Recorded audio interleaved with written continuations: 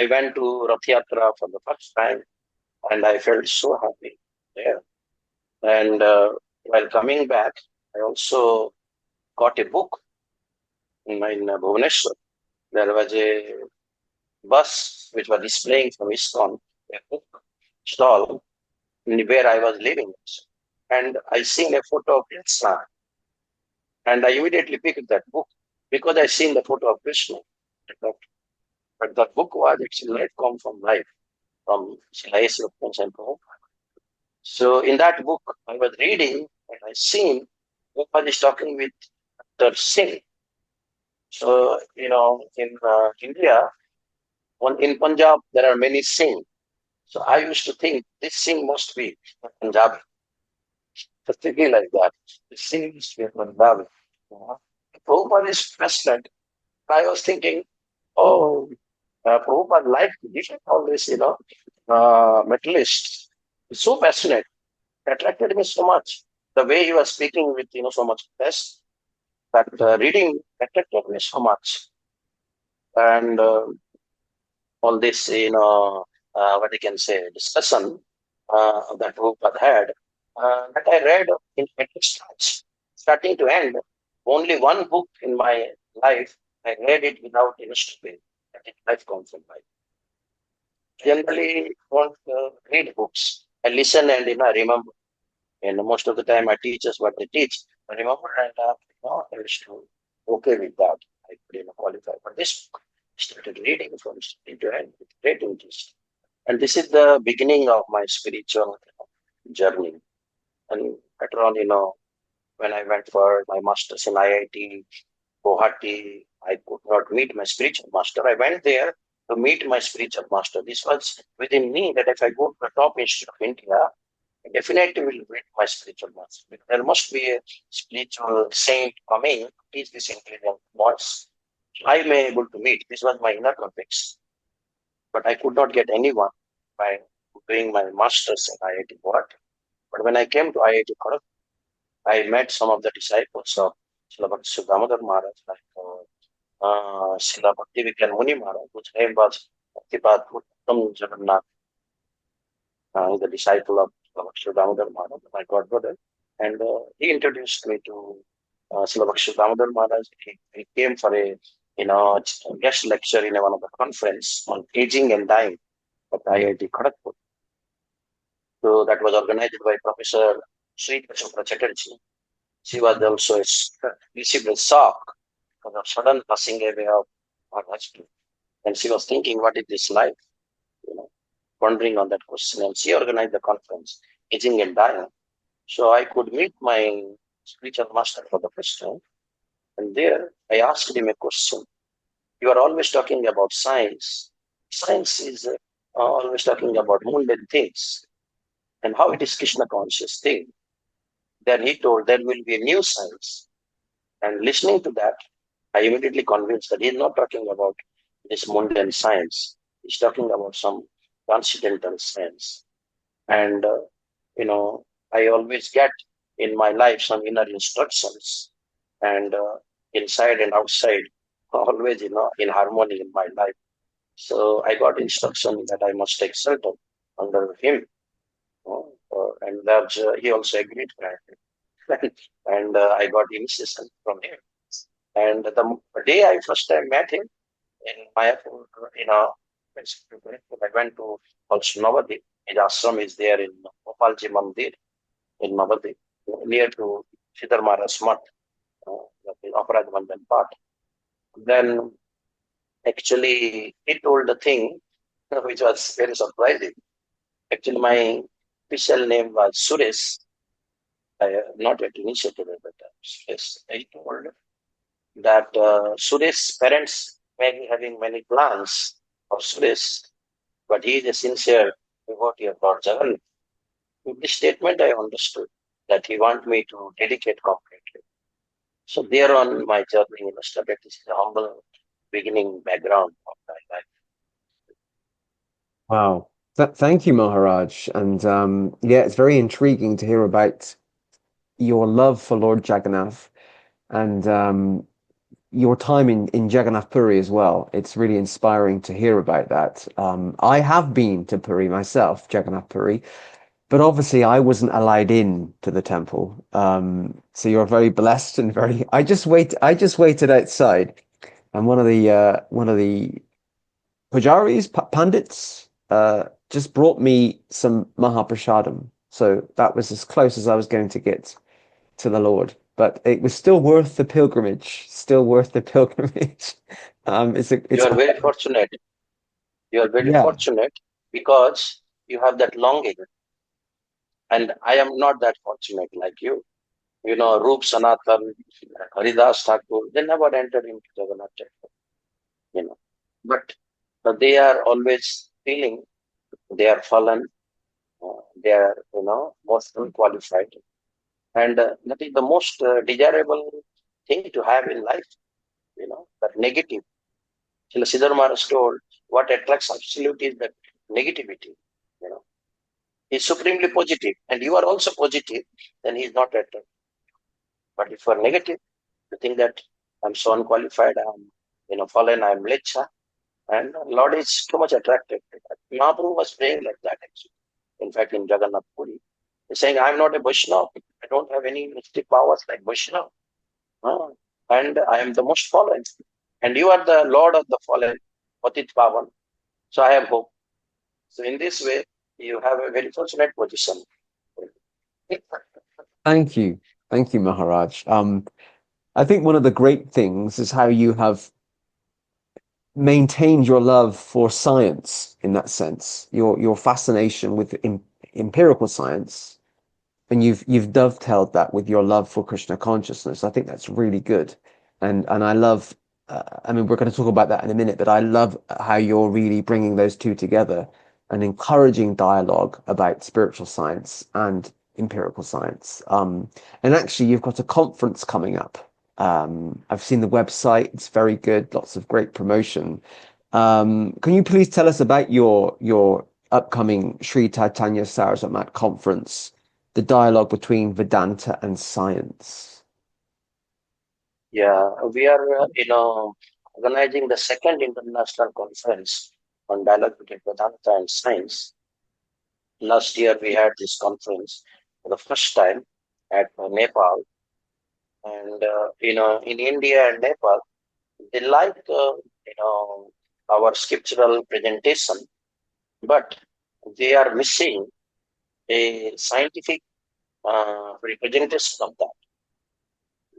So, in India and Nepal, we have adopted Western education after the colonial period uh, without considering, the value of our ancient education in Gurukul.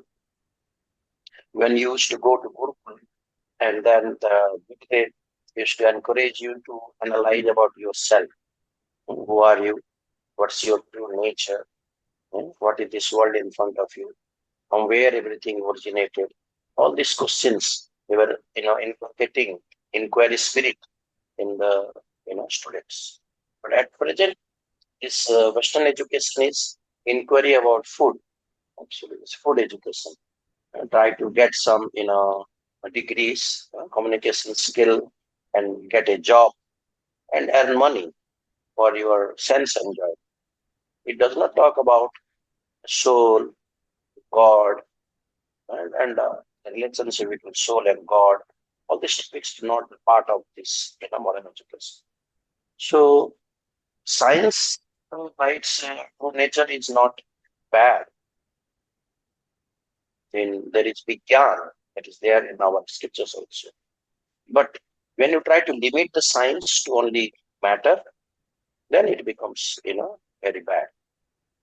You cannot limit science to only matter. You cannot say that science should only study matter, not spirit. That is not the idea because they are putting too much emphasis on empiricism based on your sense-based understanding of reality. But in that concept itself, you have, the person, the scientist. You cannot eliminate what's from the science. And that person, what is that person made up of? If the person is made up of just atoms, molecules, forces, or there is something higher element is there. What is our true identity? It is any hereditary elements, carbon, hydrogen, all these things, or we are some subatomic particles, or what is our identity? That is not properly understood in modern science.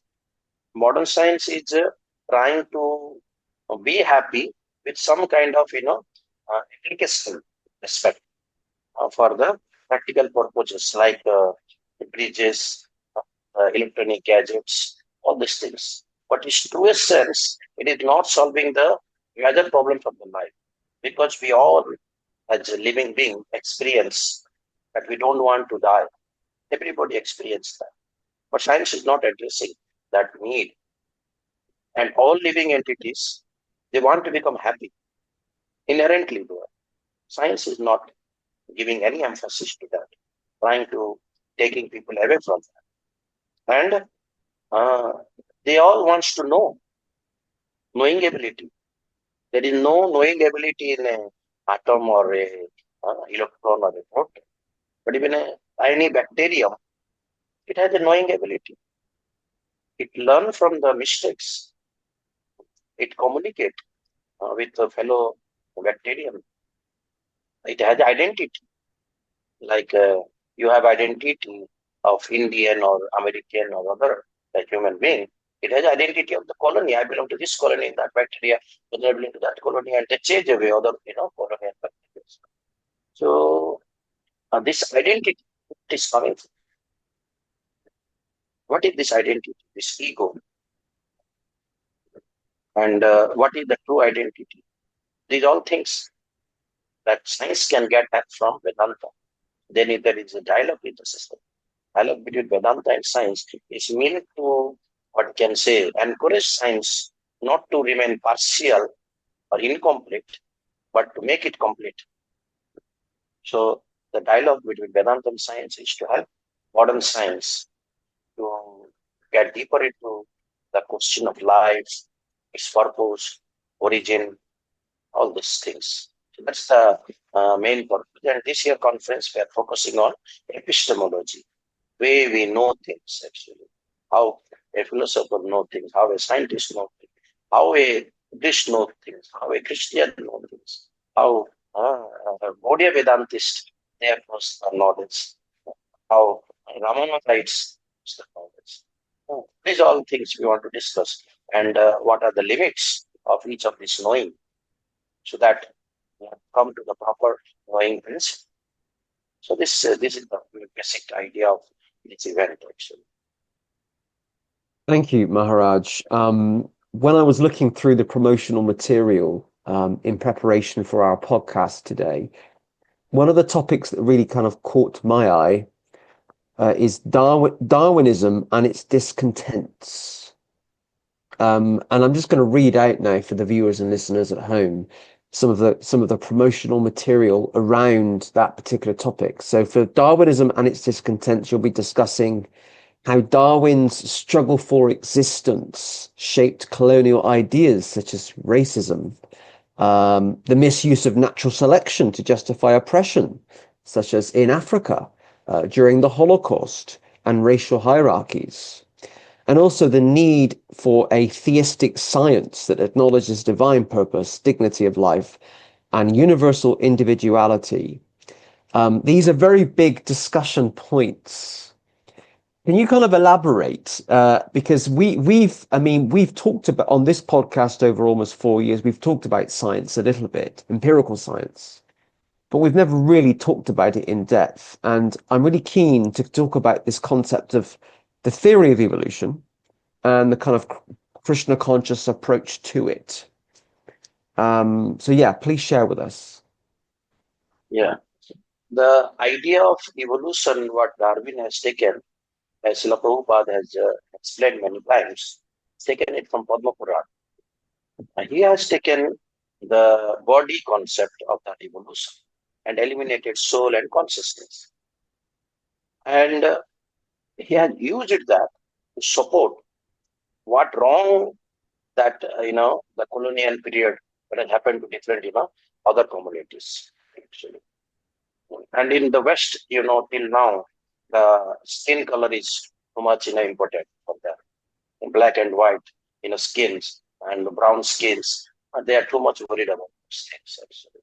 And when I went to America, the white policeman came and find us because we are in a brown skin, and we seen in front of us black, the policeman, torturing the white people. So this is a common concept that is, very much prominent in the West because of their, the strong education. That is, they're getting in the name of science, actually. And Darwin, somehow proclaimed in many of the writings, and I have many references I can share, like I can send you on the chat after this interview, a quote that you can also, post on this podcast if you like, with proper reference. So there, actually, Darwin says in coming future, only, people with white skin, they will, exist.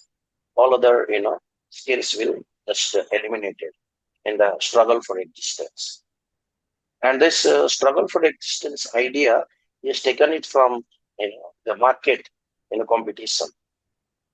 In economics, you find that, those who have products, and they will, continue to flourish in the market with, good promotional deals and, good marketing skills and, the price, competition, all these things.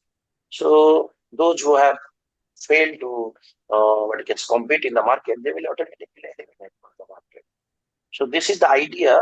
He has taken it mechanically and applied it on the living, reality. That life is developing based on survival of the fittest. But he has forgotten one of the important aspects.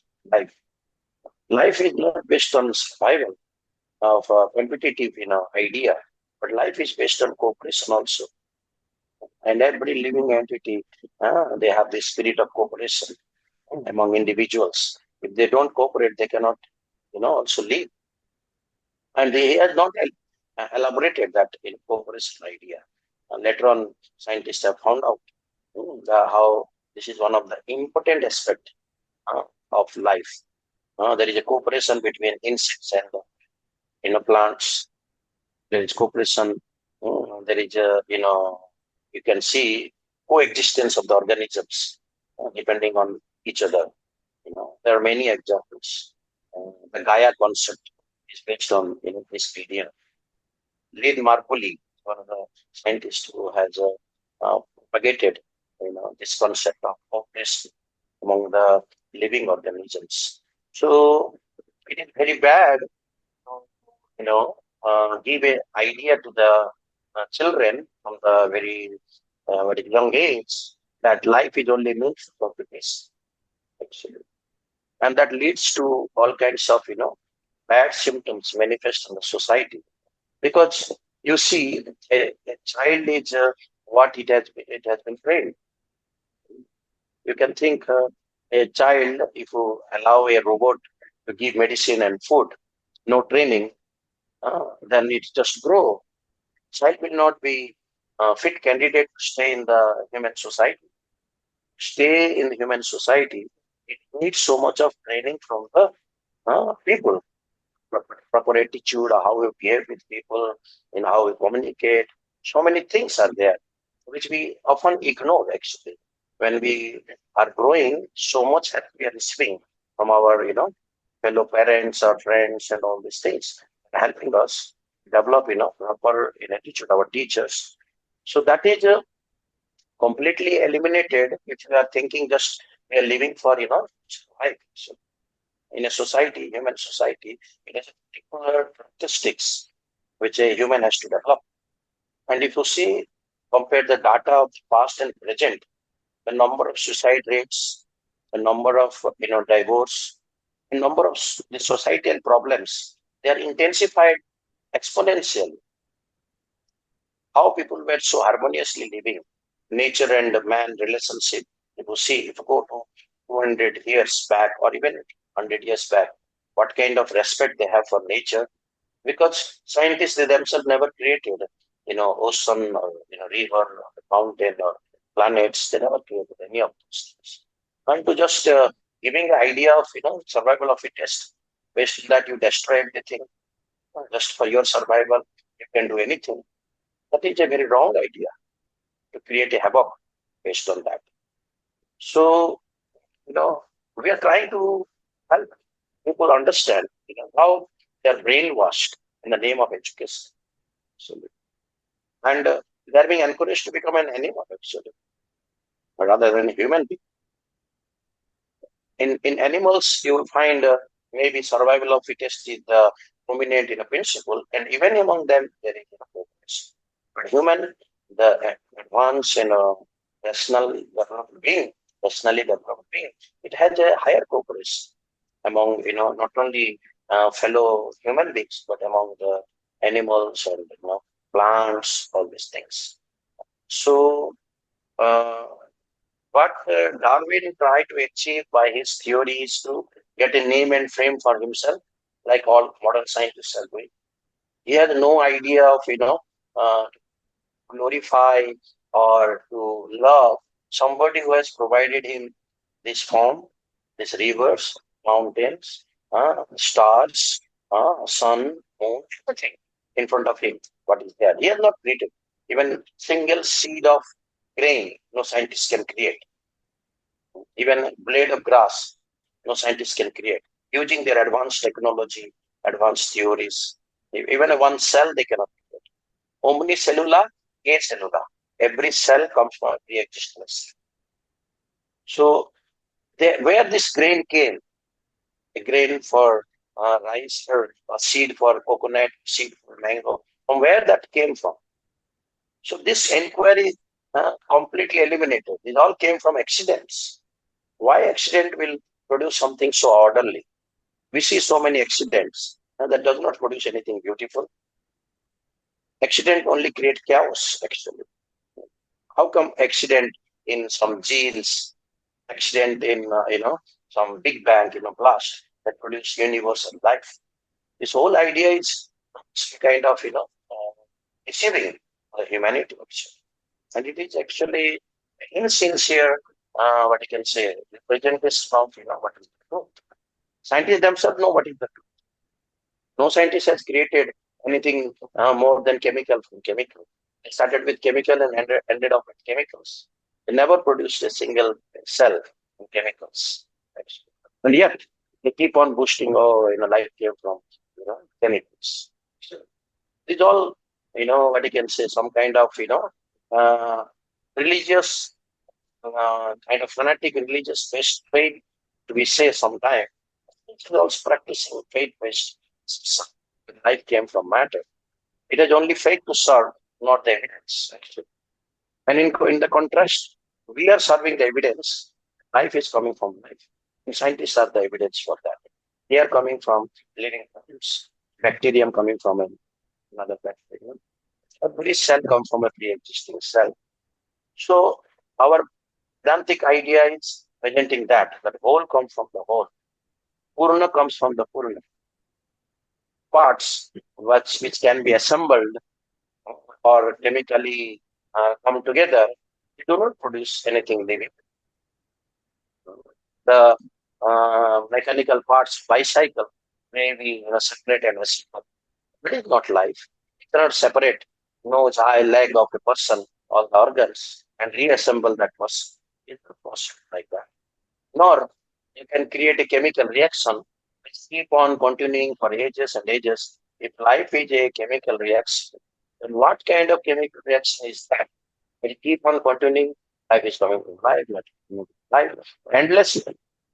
Reaction starts and ends. But this reaction is not ending. And what kind of reaction is that? That it is knowing when and where the thing has to be done in your body, when I has to form, where it has to form.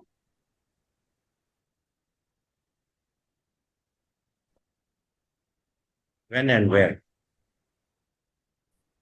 This we find, very, very, significant. when we are talking about, difference between life and non-life. Um, have I addressed all your queries, or there is something left? Yeah, no, I'm really loving listening to you, Maharaj. You're very well qualified to speak about this issue. I was just thinking how even though Darwin himself was a Christian minister, I think he was a Church of England vicar. Um, he, despite that, he actually caused, I think, more harm in the long run to religion. He put people off um, religions, and I think he might not have been aware of that at the time when he was physically present, that he was actually causing more harm to the status of religion or the role of religion or people's respect for religion. And I personally get very frustrated as to how society has come to accept evolution as the truth, and actually it's not. Even though in school, I think in British schools, it's definitely taught, but it's called the theory of evolution. Even though it's called the theory of evolution, the biology teachers will still teach it as truth. And it's actually not rational. It's just not rational. There's no way, in my opinion, we've come from apes or whatever. Um, I think the thing that really intrigued me about your conference promotion was this point in point two of the Darwin section, where you've talked about the misuse of natural selection to justify oppression. And I've never thought of that before in that sense, that actually it's because of the misuse of natural selection and the theory of evolution that people have used that, even subconsciously, they've used that to justify racism, slavery, anti-Semitism, the Holocaust, nationalism. I mean, across Europe, nationalism's on the rise. I like, I like the British flag. It's an okay flag. It doesn't bother me. But currently in Britain, we're seeing a rise in people displaying the British flag as a reaction to immigrants coming here. So the tensions are rising because people think they are the body. They think we're better because we're British and we're white and this is our country. And actually, it's so wrong. And it wasn't until I read your website that I realized that the theory of evolution is partly to blame for this, which I'd not really seen before. So that's my Yeah, response. actually, if you see, Darwin, when he had, proposed this concept of evolution and try to use that, what you can say, idea to justify what wrong that British had done. And Britishers found it very,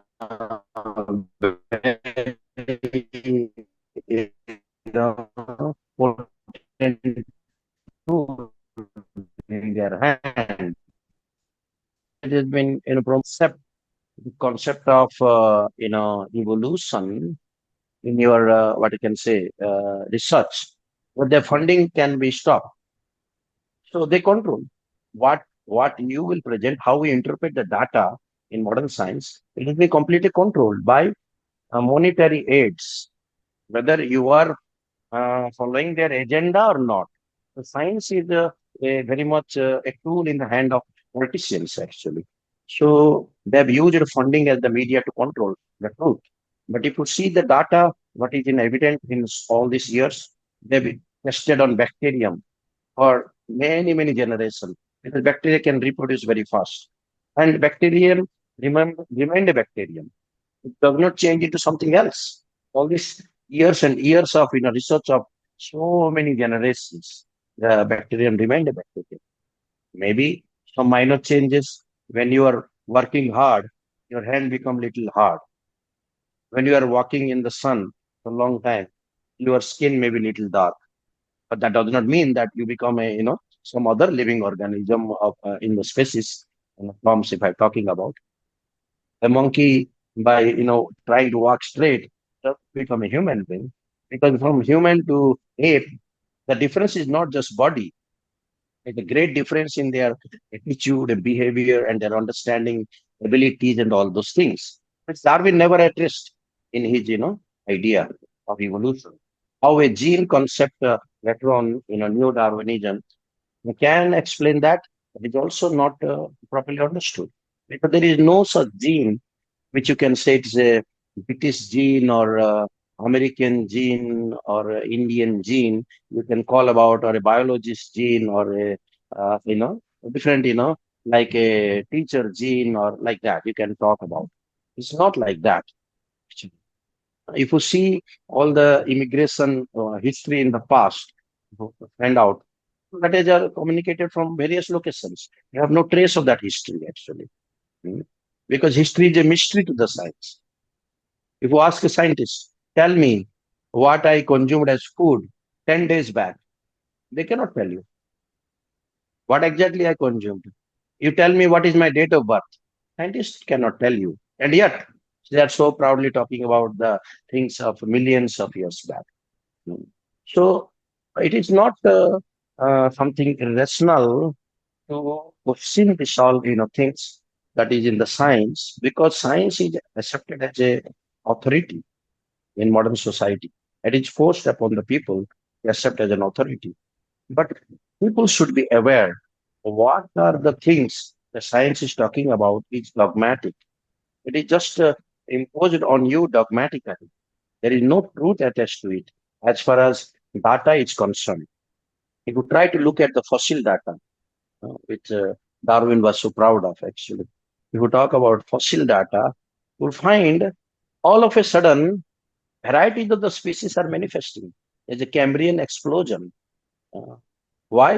If it is a gradual change, why so all of a sudden so many species are coming up? And there is no data of a transition species.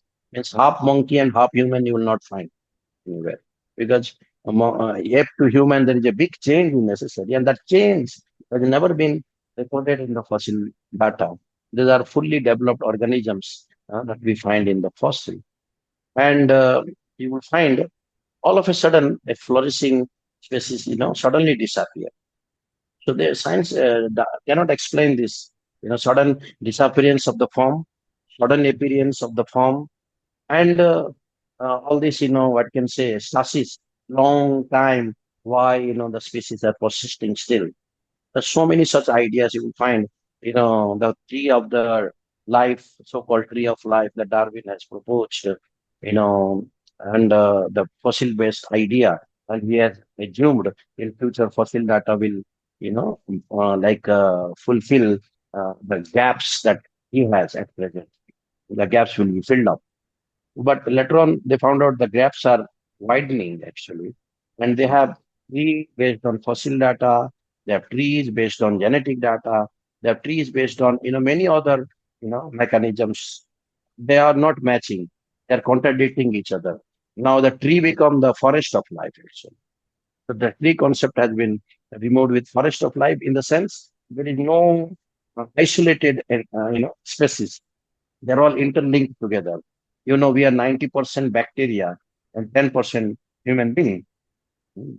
So our body is full of so many, bacterial cells inside and outside. So we are more bacteria than human if we consider as body. So, mm. So the bodily idea is completely illogical. Like in our body, we may say that this is my body, but there are so many entities that are living in our body. They are also claiming, their existence. Similarly, our place in this reality is that we are part of an organic whole. Actually. We are a part, like a nose. Nose is a part of organic whole. It's a it's an organ actually. We have a contribution to make in that whole. So this idea, Darwin don't have. They have a materialistic agenda to fulfill the desires of the politicians. Maybe at that time, Britishers, at present, American government or this government or that government, serving the interests of the government. They're not serving the truth. If you say survival of fittest is the idea that is driving evolution, but who will believe your science? Because you are practicing science based on survival, not for truth. That's what you are teaching. Apply your theory to the science, and your science is not trustworthy. How can I trust your science? You could say that everybody driven by survival. So your aim of the truth is also driven by survival. Mm. Understand? So this, Yeah, and I think for me, my understanding of the theory of evolution is there's this, it's meant to be this constant evolution of survival of the fittest, the struggle for existence, getting better and better. So why has it stopped? Why are human beings not evolving anymore? Because we have our limits. I would like to run faster, right? Why can't we run faster? And also, it might sound a bit silly, but why can't humans fly? Be great, the next stage is we should be able to fly. That being not being able to fly limits us. So actually, why has evolution stopped in that sense? So for me, that weakens the theory of evolution, that it's just stopped and we're content with living 80 years and we're content with disease. Why aren't we evolving to have an immune system which holds off all diseases? We're not doing that. So the theory of evolution uh, is very flawed. if you see, Darwin's idea of evolution, and later on the neo-Darwinism, if you summarize, there is, random accidents or random mutation, you can call, and natural selection. Yeah. So here, this natural selection idea, what Darwin has given, that himself is, very, uh, what you can say, representation of dark concept, because there is nothing in nature which selects. Nature, as science represent, is not personality; it is impersonal. So when you talk about selection, it is the concept of a person. You choose what to eat, whether noodles or pizza or paneer or what you choose. That is a sentient being. Yes. Chemical reaction, if it is, life is a chemical reaction, as science thinks, then why we should choose? It does not have any choice. It just simply react based on chemical potential. It will react. Why it has to choose left-handed and right-handed, chemicals, you know, why it has to choose things, a particular kind of, what you can say, chemical. If you see in a cell, different reactions are going on. They have to be isolated from one another. If they are mixed together, it will be very difficult. So, cell consciously isolate one chemical reaction from another. So, this choice of, sentiently manipulating thing, that is not there in, chemicals. So, the selection idea, Darwin has taken to represent a mechanistic concept. He himself forgotten selection does not represent a mechanistic idea. In machine, there is no choice. They follow everything, mechanically, robotically. A robot will not sentiently feel, happy or unhappy about certain thing, and it will choose. Hmm. It just follow the logic or algorithm that a programmer feed into it. It does not have its own choice to make. So this choice of natural selection, and what it selects flag, it selects color, it selects feather, what it selects, and how that selection will lead to evolution, something new. We're just selecting what is existing, but what is the mechanism that will produce something new from a fish to frog? There is great change from fish to frog. So how that selection will lead to that, change? How accident will lead to that change? So that is not addressed. If you look at even in a very basic way, the theory is faulty because it does not explain the mechanism of change from one organism to another organism. Because accident is not only a ignorant person will say that because he has no explanation. Then he will say that everything happened by accident, by chance. How this came, how bicycle came, anybody can answer by chance, by accident. But a rational being, he will give a detailed explanation how that cycle came, how this wall came, how this building came. Anybody can say, oh, there were some materials were there, some accident happened, and this came. This is illogical idea. It does not happen in nature.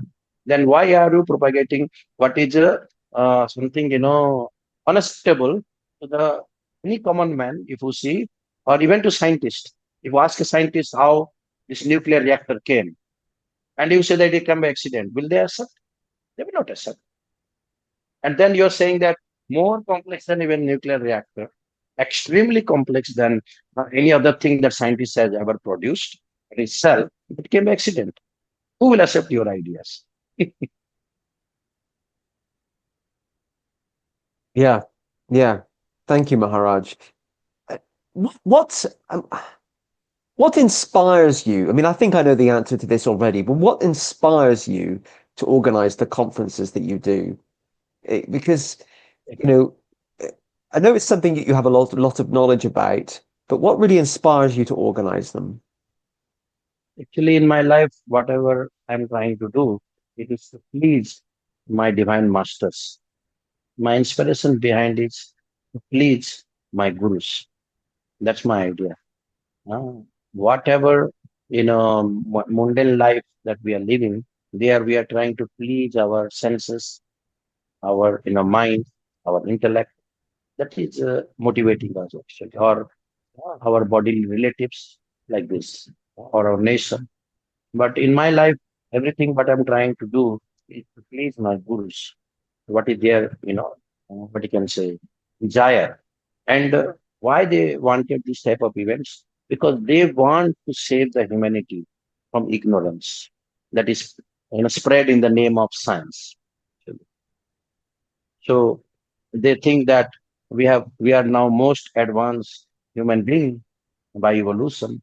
We have a very fertile brain, and our ancestors were they're all dull-headed. They think like that, and in that concept, they are damaging the whole forest, river, mountain. And you must be knowing few years back, maybe 30 years, 40 years back, we have water that we don't have to purchase. You simply taking the water from tube well and wells, very pure. And this demoniac idea of, marketing or economics, of selling the water, selling everything, and they polluted the whole of the nature because they think everything is driven by economics. The life is based on economics, money. Money will not, give you a solution to your life. Many people they have a lot of money, yet the rich people they are committing suicide. If money is the solution of all problems, and why they are committing suicide? There is something more, deeper need that life has than just money. And modern science is only based on money education. Get the degree and earn money. It does not give you motivation to do any real good to yourself. First of all, it does not give you a knowledge about yourself. It only tells you about, some chemicals or atoms and subatomic particles, all these things. But that is not you. You are not subatomic particle, you are not electron proton. And yeah, this carbon atom or hydrogen atom, there is no distinction between one carbon atom and another carbon atom. But there is a distinction between one person and another person. So because science cannot deal with so much of diversity, individuality, you have to give theory for each individual. Then it's very difficult for science. They have to generalize things because science is a knowledge generated by research, avidya. There are three types of knowledge: paravidya, aparavidya, and avidya. In Vedas, you find two types of knowledge: paravidya, the transcendental knowledge, that is about soul, God, bhakti, spiritual world, all these things. And aparavidya, about cultivation, about weaponry art, dhanurveda, ayurveda, all these things you find there. This is all revealed knowledge, though, both paravidya and aparavidya. It is revealed knowledge. But avidya means that which you cultivate by your own interpretation of things. That's what is modern science is all about. And that type of knowledge is keep on manipulating and changing. Like scientists will tell you few years back, that, oh, polythene is very good, please use it. And after using that polythene, no, no, no, it is very bad, you cannot use it. You stop using polythene. But you only propagated this idea. You only propagated using chemicals, pesticides, all these things. Now you are saying that too much use of this is some problem because it is all based on avidya. They don't have revealed knowledge, access to that. And thus, they are blind and they're guiding the people, other blind. So that is leading to the darkness actually. So they have to approach somebody who has the proper knowledge of whole thing, not some, oh, I am an expert in geology. I'm expert in this. I am expert in that. This is to deal with biologists. This is not my subject. This is not the idea. You are a life, you are living being, and you must know life. About the knowledge about life is essential for you to do good to yourself, to good to others. Your fellow members, they are not chemicals that you can solve the problem by research on chemicals, by research on machines. They are living beings, and you have no knowledge about life. Then how can you address the problem of life? We are dealing with living entities. Every individual is unique. Even identical twins, they're unique. Even though having same genetic material, they are unique. So why the life is representing such a different principle? They have freedom. Every individual is free. You can release a bird, and you no scientist can tell you where the bird will go. But if you release a satellite, you can tell it. So your laws are applicable on dead objects, but not on living reality. So you have not studied life even within biology. That is a biology. I call it a biology because they are studying matter in the name of biology. They're studying DNA, they're studying RNA, but they're not studying happiness, unhappiness, love, affection, anger, which are the qualities of the life, is not the quality of chemicals. They never address these things. Mm. And one of the things that we were discussing over the last couple of weeks on Messenger was that actually Srila Prabhupada had a very strong desire to present Krishna consciousness scientifically, didn't he? Can you kind of Yes. elaborate on that a bit? So when Prabhupada went to the West, and actually he has taken the blessings of Srila Bhakti Sridhar Maharaj, and because you see, Saraswat Thakur asked Srila Sridhar Maharaj to go to West, and he told that if you tell me that I will go, but you should find somebody else to go there because my nature does not fit with them, their habits and all those things. So later on, when Prabhupada, left this world, Saraswat Thakur, then our Prabhupada, Srila Ishwar Prabhupada, it became the direction and help from Srila Siddhar Maharaj, which he has acknowledged many times. So he was always preparing himself to fulfill the desire of his spiritual master, Srila Bhakti Siddhanta Saraswati Thakur. At the very first meeting, what he has told him, and Srila Siddhar Maharaj told, it's a general statement, but he has taken it so seriously that as if it is the instruction for him. And that is the nature of a true disciple. So Prabhupada told him, you are an English speaking man. Why not you help me in spreading this Krishna consciousness in the English speaking community? So he taken that so seriously. He started publishing Back to Godhead magazines and tried to preach in India many places. But he was seeing people of India are getting more attracted to West America and UK, all these countries, because they are thinking they are something superior. Because that is what at the colonial time, the British have put that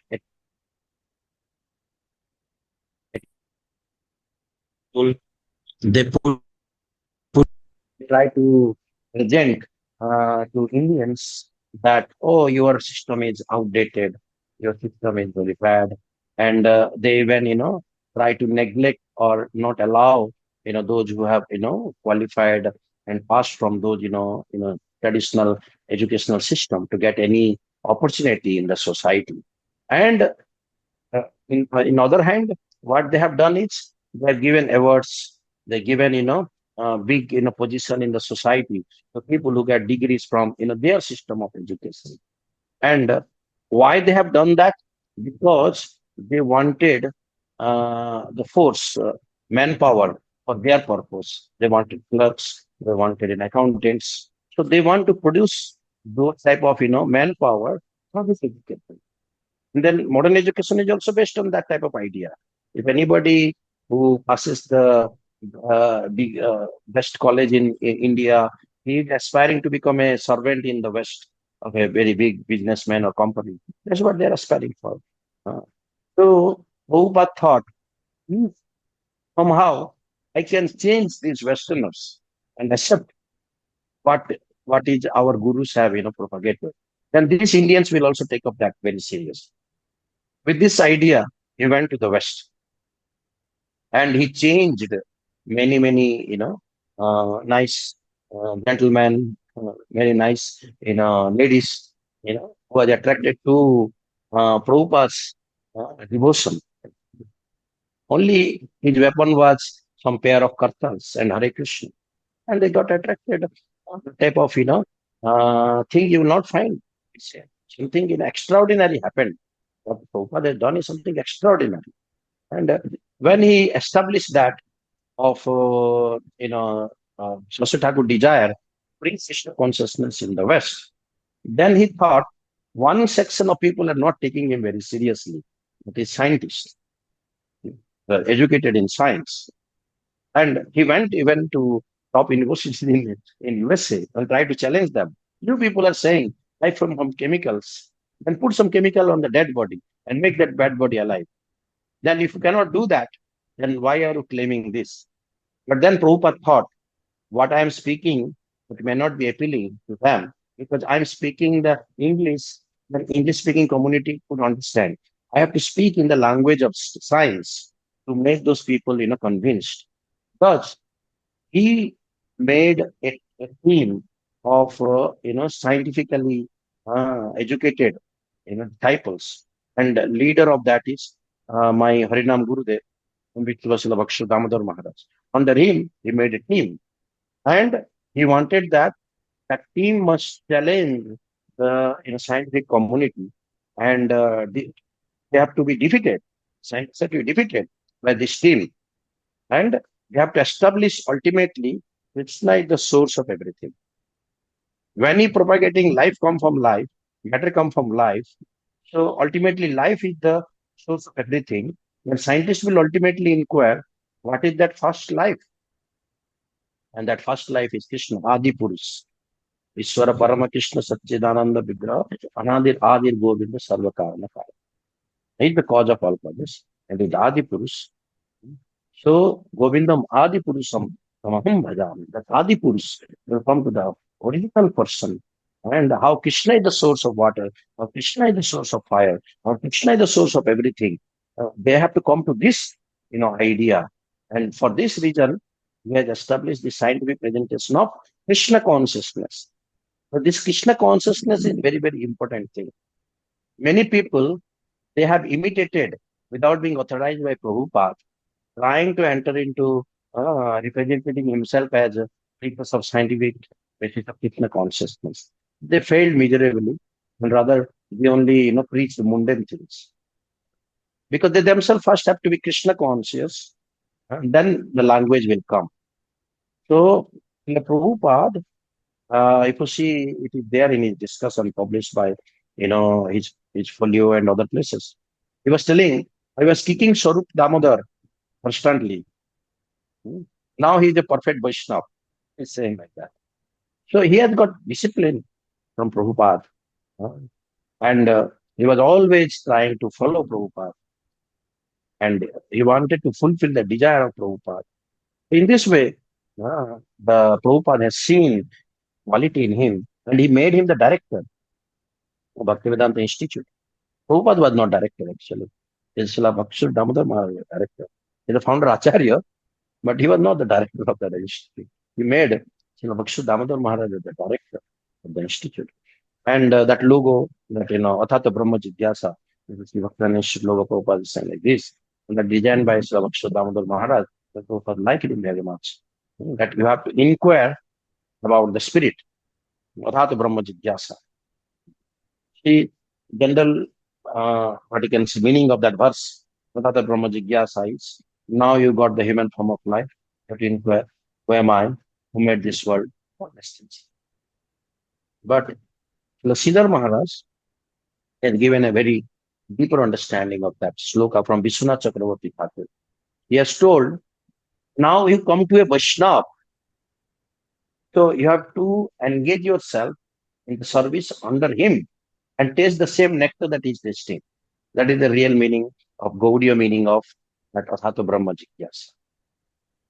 So this Athato Brahma Jigyasa and scientific preaching of Krishna consciousness are perfectly representative if you follow the message or the meaning what Srila Sridhar Maharaj explained from Vishwanath Chakravarti Thakur.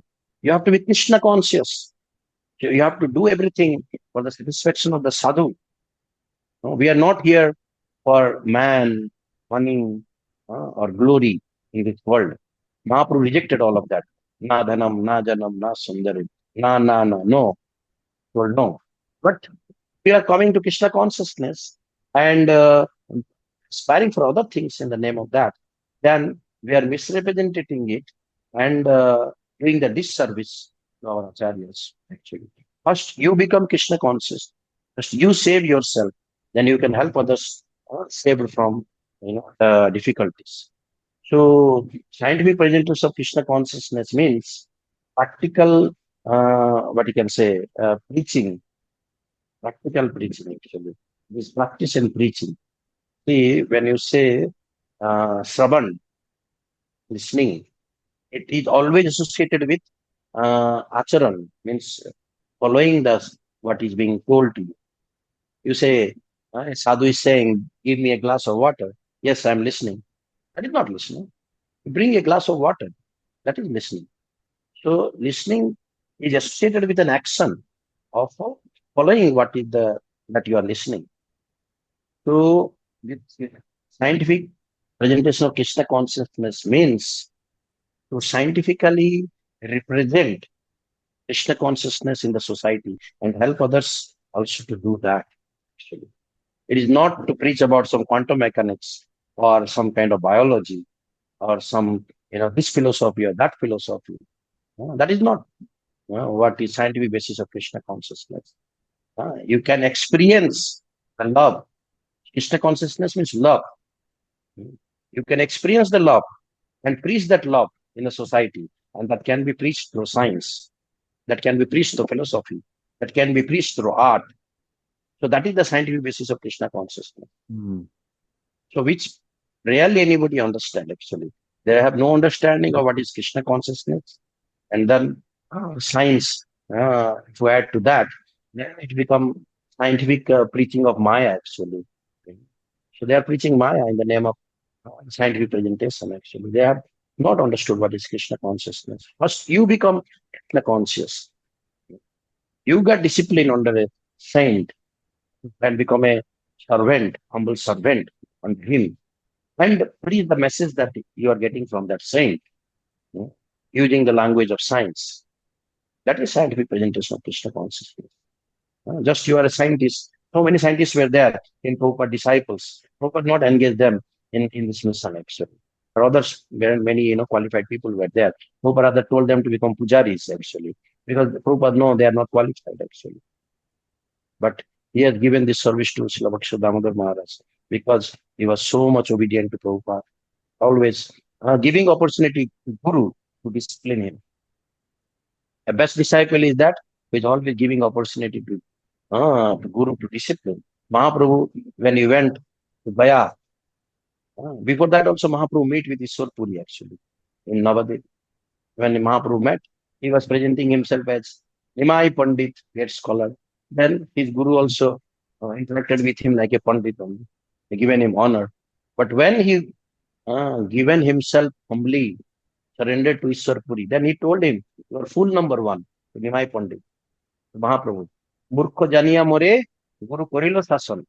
Nimai Pandit, he told you are full number one. Vedanta Pathenai Adhikar, you have no qualification to read Vedanta. You chant this Hare Krishna Rama in this way. You follow my order. And Mahaprabhu telling this to Prakashananda Saraswati. My Gurudev, seeing me full number one, chastised me and told me I have no qualification to read Vedanta. He told me to do this Hare Krishna Rama this way. I am following that. Now this holy name is making me chant, dance, everything. So Prakashananda also said, what is the highest conclusion of all the scriptures? Same thing. The scientific basis of Krishna consciousness means become Krishna conscious under a saint. And if you have training in science and the Guru has given you that order and direction, then present that to the scientific community message in a scientific language. So this is what is a very simple term, scientific presentation of Krishna consciousness is all about. And there are two basic gems or the truths that we are presenting. Life comes from life and matter comes from life. But Prabhupada, like it's like a Maha mantras for the scientists. If they chant this life comes from life and matter comes from life, then they will be purified. And Prabhupada told, if you put more on the face of the Darwin, then you will make more progress in Krishna consciousness. Mm.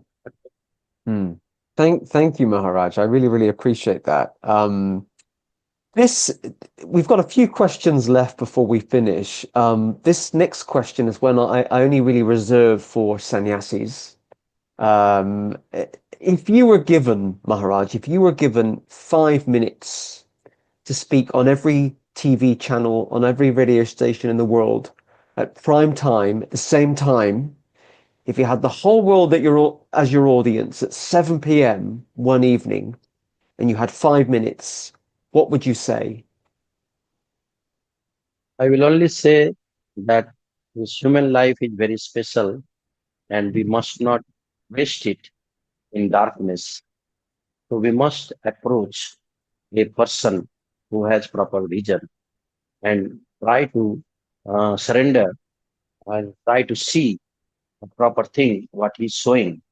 Because darshan, which is a philosophy, darshan Shastra in India, and the darshan means not by seeing through our fleshy eye, seeing through proper conception, proper angle of vision, what Siddhar Maharaj used to say. So if you try to develop that proper vision, then you will understand you are not the member of this bodily world. You are a member of a transcendental world. So in these news channels, you're only listening about news of this mundane world. But what about the news of the transcendental world? What is going on there? If you want to get access to that news, where your eternal home is, then try to connect to that channel where you have access to that transcendental plane. Your mobile phones can only reach from east to west. But what kind of communication system this great saints have? They communicated with so many Vaikuntha planets, Ajodhya, Dwarka, Brindavan. What kind of communication system they have established, and what are the medium or process that you have to adopt to communicate with that world? Because this world, anyway, today or tomorrow, is going to finish for you. You are going to die. This is the world of dead people. So we have no what you can say prospect in this world. We have prospect in another world. So how to get access to that world? So we must be putting all our attention, all our energy, all our time towards that. I have attended many times, the conferences by media persons, and they are saying they are driven by TRP. So I was saying, the more people watch your channel, whatever wrong news you propagate, that is fine for them, which is exciting, engaging, and that is that what they are trying to propagate. For the saints, even though there is rarely anybody giving attention to them, they are trying to present what is good for others, what will shape to others. So they are our real well wishers.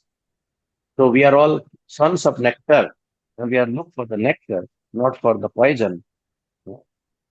That's why Srila Sridhar Maharaj always say, Amrutasya Putra. We are the sons of nectar. So we have to look for nectar. We are the members of the living world. So we have no prospect in the dead world. We don't have to do so much effort. We have to put in the research of the matter. We have to put so much effort on spiritual nature of life and how to access to that spiritual plane and how to become member of the spiritual world. That's where our saints and Shastra will help us. So we have to do good to ourselves and do good to others based on this principle. Search for Sri Krishna, reality the beautiful. You have to search for Krishna. And Krishna is also searching for us. You search for that. Is such loving search for the lost servant, what Sri Siddhartha says. He's also searching for us. You will get help in the direction. Look for your proper, prospect. Don't get lost in darkness. That's my humble message. Thank you, Maharaj. I really, really appreciate that. And finally, I'm always keen to get people's views on this. How can we attract more people to Krishna consciousness? How can we, you and I have both made the decision in our lives to follow this philosophy because we love it. It's life-changing, it's very rich, it's very beautiful. But how can we attract more people to join the Krishna consciousness community? Hey, Krishna says in Bhagavad Gita, Bahunam Janmanam Ante, Jnanvan Mam Prapadyante, Vasudeva Sarvamiti Samatma Sudangava. Very rare is such a person who has accepted Krishna is everything, Vasudeva is everything. So this is the world of criminals. Material world means world of criminals. In any country, there are some peoples within jail and some peoples they're outside jail. The people in jail are less in number than the people outside, obviously. So the people in this material world, they are the criminals. And who are criminals? Those who are going against the interest of the country and law of the country. Ah. So very difficult in that criminal world to even attract one person to Krishna consciousness. But if you try to propagate some criminal activity, many people will be attracted because their nature is matching there. So what we can do best is try to help give them authority. Srila Bhakti Siddhanta Saraswati Thakur used to tell Gaudiya mission or Gaudiya Math is all about community distribution mission. So all these activities of holy dham visit or different, like festivals or, the interview that you are doing or, the people that they are, going to colleges and presenting something, some topics. These are all to distribute the Sukruti because people, they are giving some attention to that. Where some energy is utilized. Scientists, they're always thinking about chemicals, about, machines. But if sometime they think about "Hey, this person is talking about life, it has some different nature. Have we really studied about this? What he's talking about? Some inquiry that comes in them it can bring a great change. And they have given some time to listen.